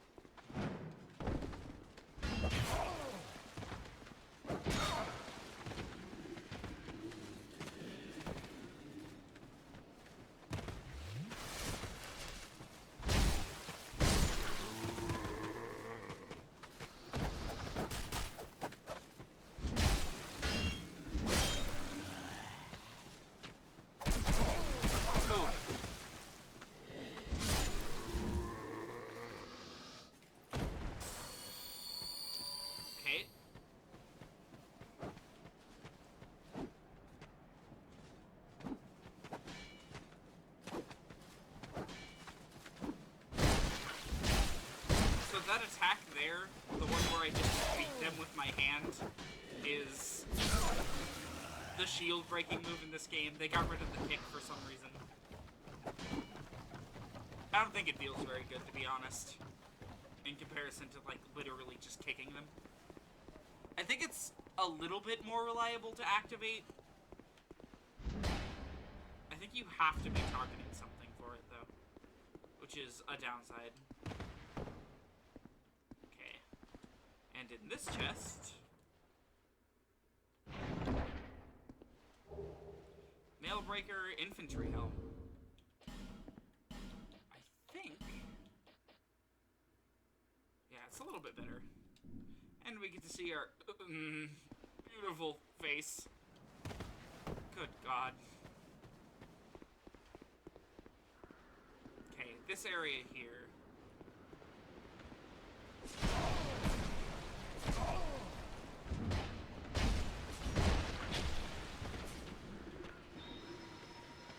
Please cast. Hell yeah.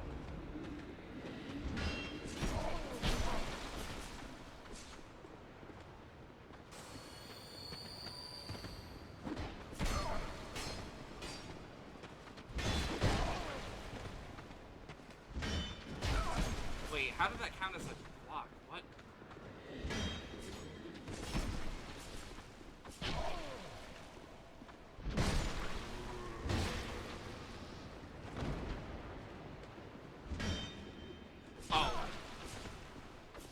I see. I never started two-handing again. I'm gonna have to remember to do that.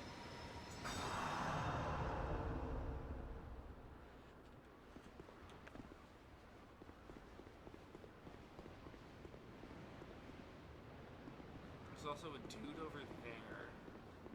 The main thing I want to do right now is open up the shortcut, which leads us back to the ladder that takes us to the bonfire. Fire arrows, pretty okay item. We won't really have a chance to use it just yet.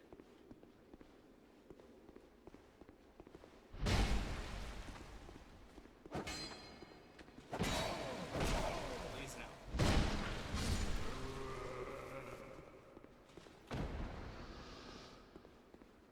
Down here we've got a leather shield and some life gems. Speaking of, better pop those.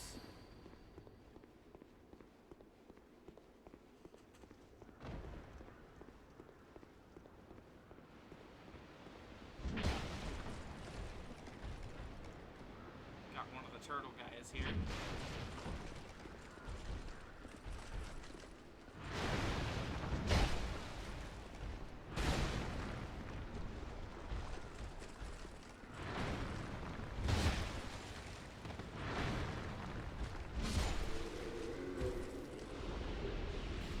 Okay, and ooh, ironclad gauntlets. Oh, that's probably really heavy. But we can equip it. Okay. So this spot's a trick. If you run out and grab that item, you will die.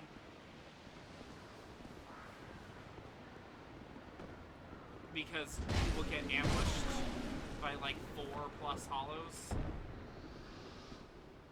Okay, yeah, it's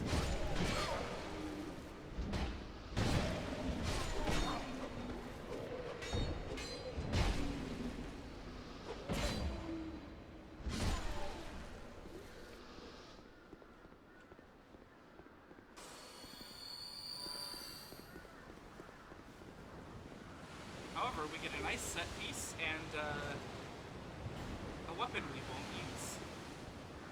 And we get a good look at the structure we've been exploring.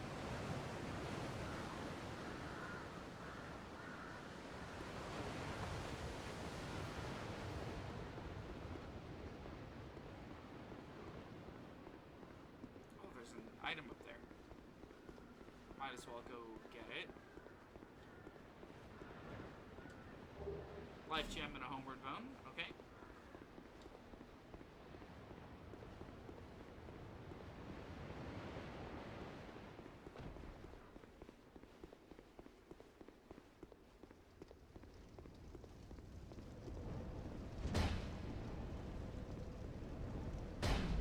Oh my god. Fine.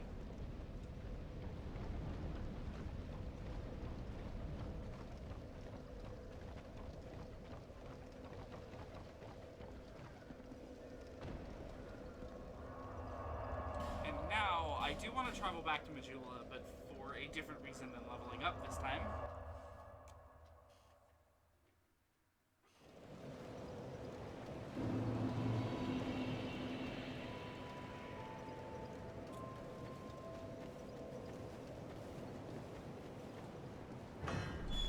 We've got Leningrad's key, because Valencia sells it. We got a bow. And Ah, yes, very good. Now I can get to work. But first, let me set up. Come again later. I believe we just have to reload the area for this, which we can just warp back to.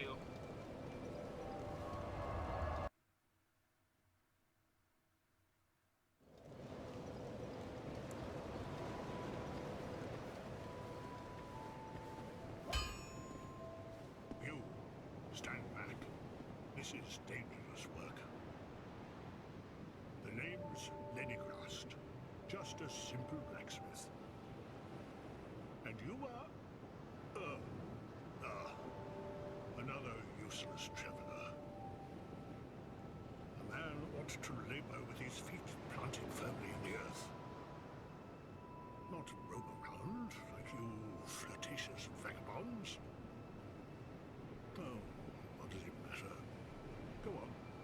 what you've got. Your equipment. Let me have a look. But do it quick. Lenegrast has a bit of a mean streak to him. He's not quite like Andre. As such, he really stands out from among the blacksmiths in the series. But we are going to reinforce...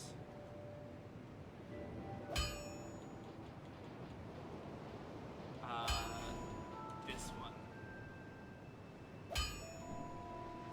Just once, I think. Don't want to waste too many resources on this thing that we're looking to replace.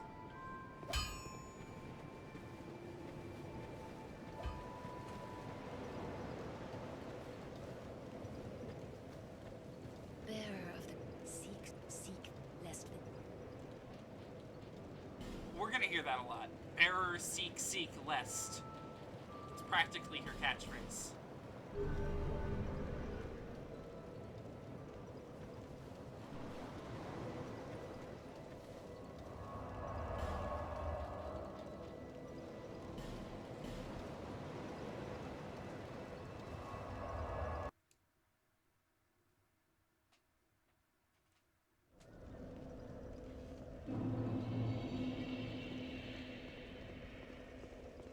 Okay.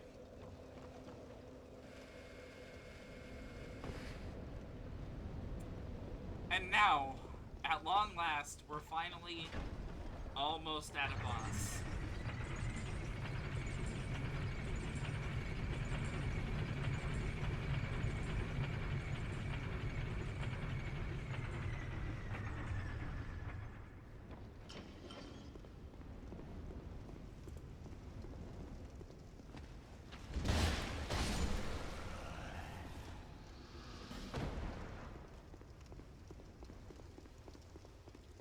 Here we go.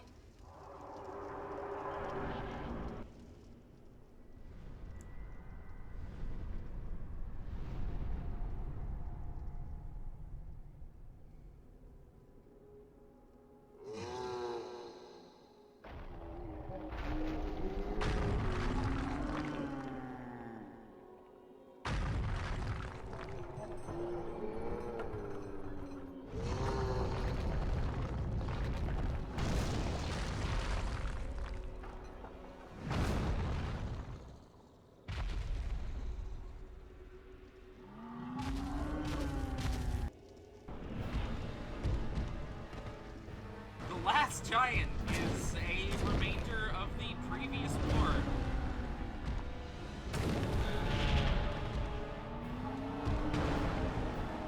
He's not very tough. To be totally real with you. All of his attacks are very slow and telegraphed. And, yeah, he does that.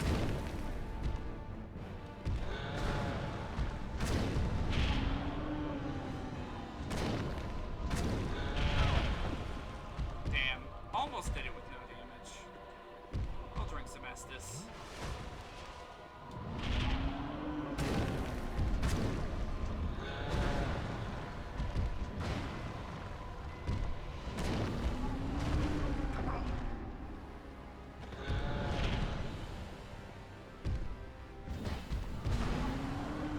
There he goes.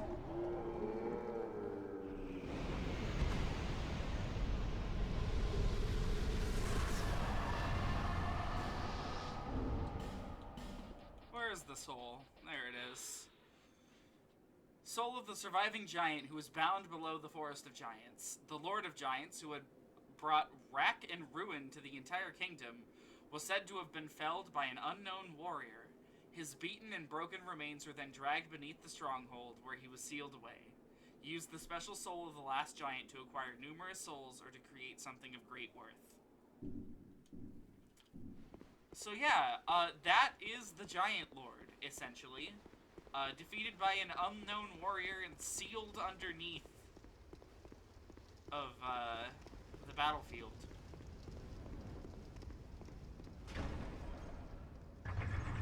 Now we get to look at this.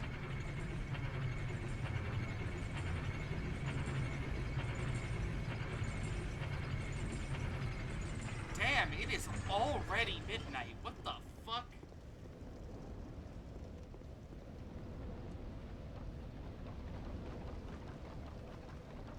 I was not aware of how late it had gotten.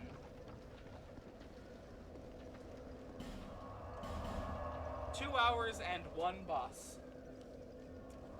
Simply incredible. Thank you, Dark Souls 2.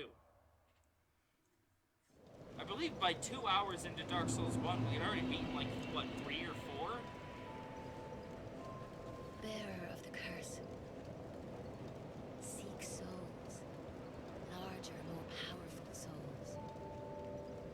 Seek the king. That is the only way, lest this land swallow you whole, as it has so many others. Well, let's go ahead and redeem these.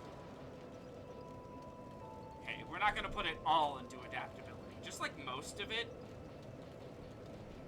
we can put a couple into, one into strength, one into endurance. How about that?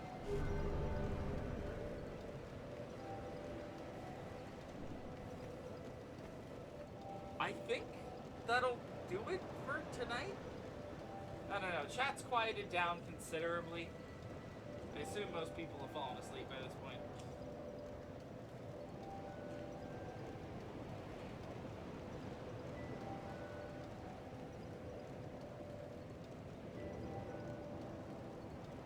So I think that'll do it for tonight. I want to stream Dark Souls 2 some more soon.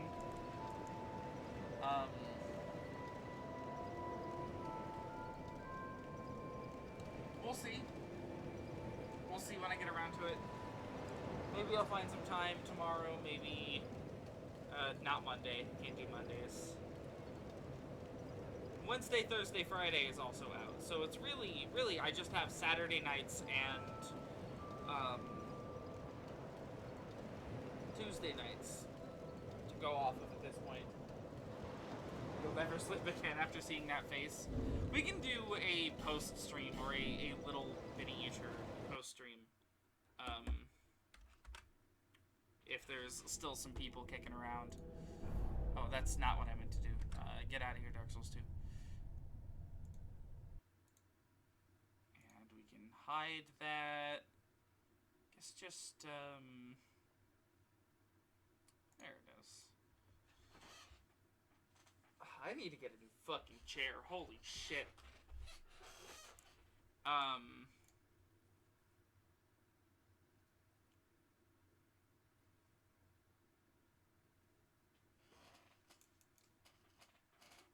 might as well take this as a moment to explain what the JRPG dumpster dive was going to be when I was intending on doing it. There's certain variables that have like stopped me from doing it the way that I wanted to.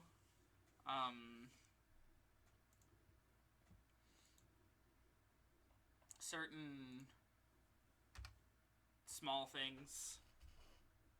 Mainly Google attempting to dox me whenever I looked things up.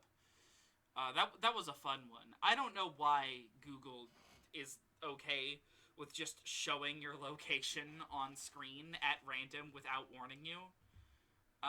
That's really not a good feature, and I don't think they should keep that in. Let me pull it up real quick.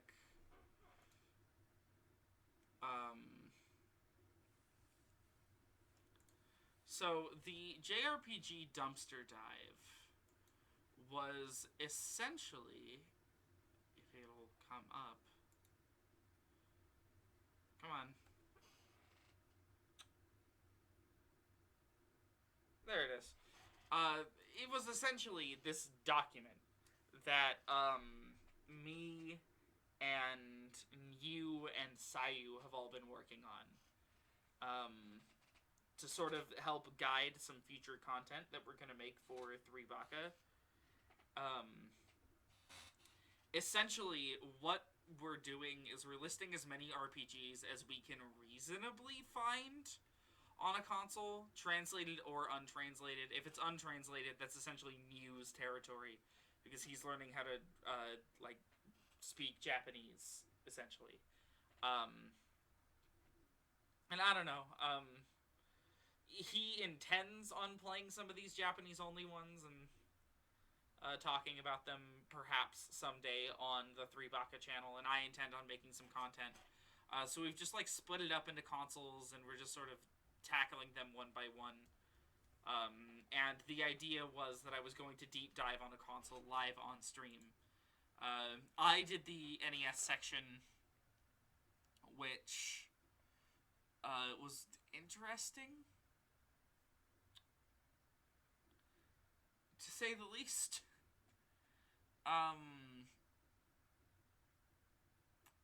SNES, I don't believe has been worked on. N64 is done. Yes, this is the whole library.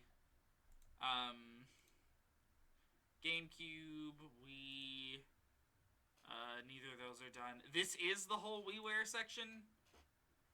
And this might even be one extra because this is a port. And in our guidelines here, ports should be, like, listed under the original game. So, like, even though Final Fantasy 1 is on GBA, you're not gonna find it here.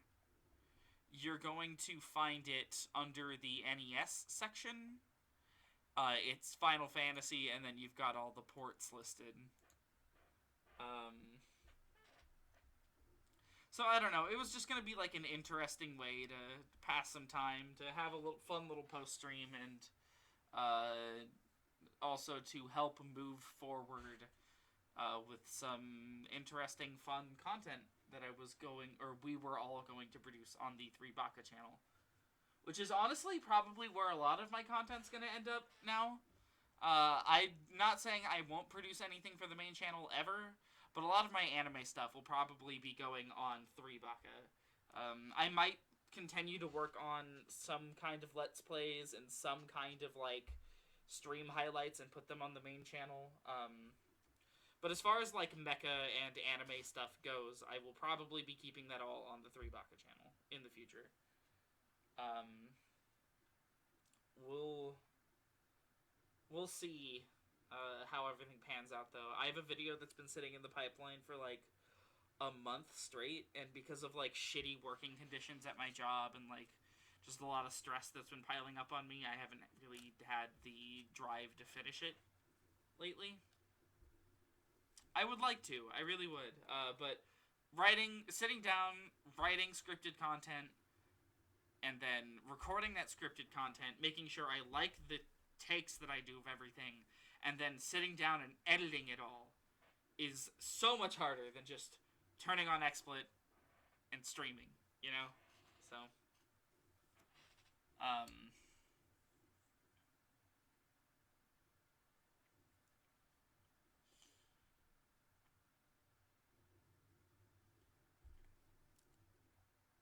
I don't know. I might do the JRPG dumpster dive at some point in the future, but I'll probably be using something like DuckDuckGo that doesn't track my location actively.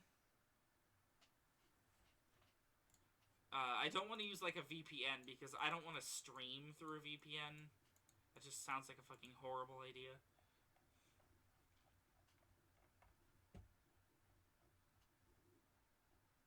Could just use a private window. That's also an option, I guess. But then I'd have to, like, log into my account on that private window, and that might just, like, not solve the problem. So who knows?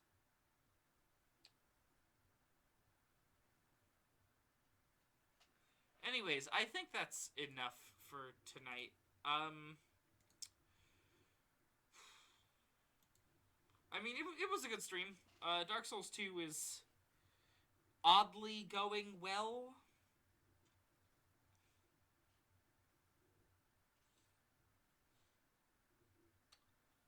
So yeah, thank you guys so much for watching. It was fun. I hope to do this again probably Tuesday night. Maybe tomorrow night, we'll see. Again, all kind of depends on other people and their schedules and stuff. So yeah, thank you guys so much. I'll see you guys next time.